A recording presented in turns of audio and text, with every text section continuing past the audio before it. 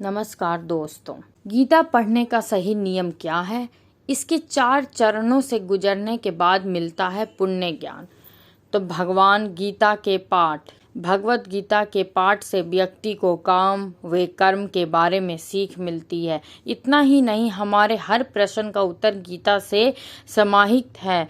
आप जितनी बार इसका पाठ करेंगे आपको कुछ नया सीखने को मिलेगा। श्रीमद् भगवत गीता हिंदू धर्म का एक पवित्र ग्रंथ है। गीता में 18 अध्याय और 700 श्लोक है जो सभी महत्वपूर्ण हैं।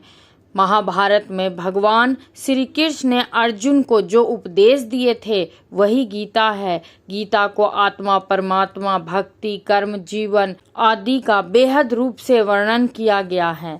गीता से हमें यह ज्ञान मिलता है कि व्यक्ति को केवल अपने काम और कर्म पर ध्यान देना चाहिए। साथ ही कर्म करते समय इस बात का भी ध्यान रखना चाहिए कि हम जो भी कर्म कर रहे हैं उसका फल भी हमें निश्चित ही प्राप्त होगा। गीता हमें बताती है कि जीवन क्या है और इसे कैसे जीना चाहिए, आत्मा और परमात्मा का मिलन कैसे होता है, अच्छे और बुरे का समझ क्यों जरूरी है।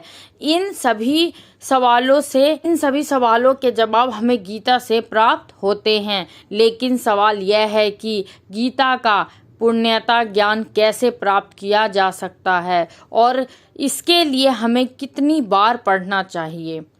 गीता या फिर किसी भी पाठ से ज्ञान को प्राप्त करने के 4 स्तर होते हैं: श्रवण या पठन का ज्ञान, मनन ज्ञान, निधिध्यासन ज्ञान, अनुभव ज्ञान।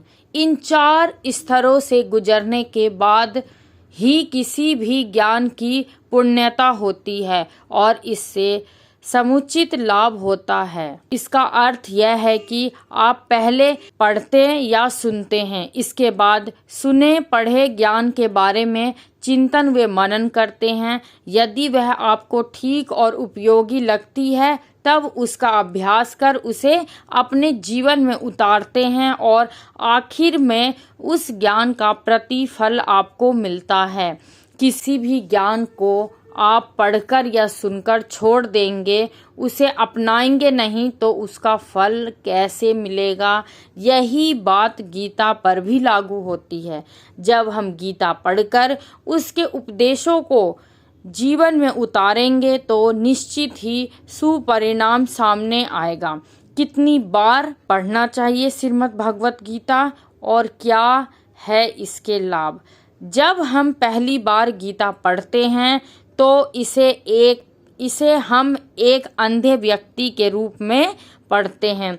यानी हम केवल इतना ही नहीं समझ पाते कि कौन किसके पिता हैं और कौन किसकी बहन और कौन किसका भाई है। पहली बार गीता पढ़ने पर इससे ज़्यादा कुछ समझ में नहीं आता। जब हम दूसरी बार गीता पढ़ते हैं तो मन में कुछ सवाल जाग उठता है कि ऐसा क्यों किया और वैसा क्यों हुआ। जब हम तीसरी बार गीता पढ़ेंगे तो इसके अर्थ को समझने लगते हैं। हालांकि हर व्यक्ति को इसका अर्थ अपने तरीके से ही समझ में आएगा।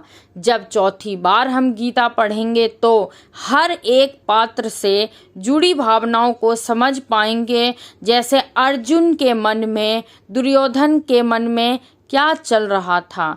5वीं बार गीता को पढ़ने से पूरा कुरुक्षेत्र हमारे मन में खड़ा हो जाता है और हमारे मन में अलग अलग कल्पनाएं होती है। 6ठी बार गीता पढ़ने से हमें भगवान को अपने सामने अनुभव करने लगते हैं और हमें ऐसा लगता है कि भगवान हमारे सामने ये सब बता रहे हैं। जब हम 8वीं बार गीता को पढ़ते हैं तो हमें एहसास होता है कि कृष्ण कहीं बाहर नहीं बल्कि हमारे भीतर ही है और हम उनके भीतर है।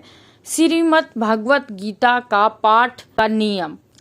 भगवत गीता पढ़ने के लिए सुबह का समय सबसे उत्तम माना जाता है, क्योंकि इस समय मन, मस्तिष्क और वातावरण में शांति व सकारात्मक होती है।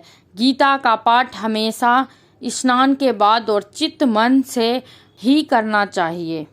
पाठ करते समय बीच बीच में इधर उधर की बातें नहीं सुनना चाहिए और न ही किसी कार्य के लिए बार बार उठना चाहिए। साफ सफाई वाले स्थान और जमीन पर आसन बिछाकर ही गीता का पाठ करना चाहिए। गीता के प्रत्येक अध्याय को शुरू करने से पहले और बाद में भगवान श्री कृष्ण और गीता के चरण कमलों को स्पर्श करना चाहिए। अगर आपको मेरी वीडियो अच्छी लगी हो तो प्लीज़ दोस्तों सब्सक्राइब करिए, लाइक करिए, कमेंट करिए। अगले वीडियो में फिर मिलते हैं।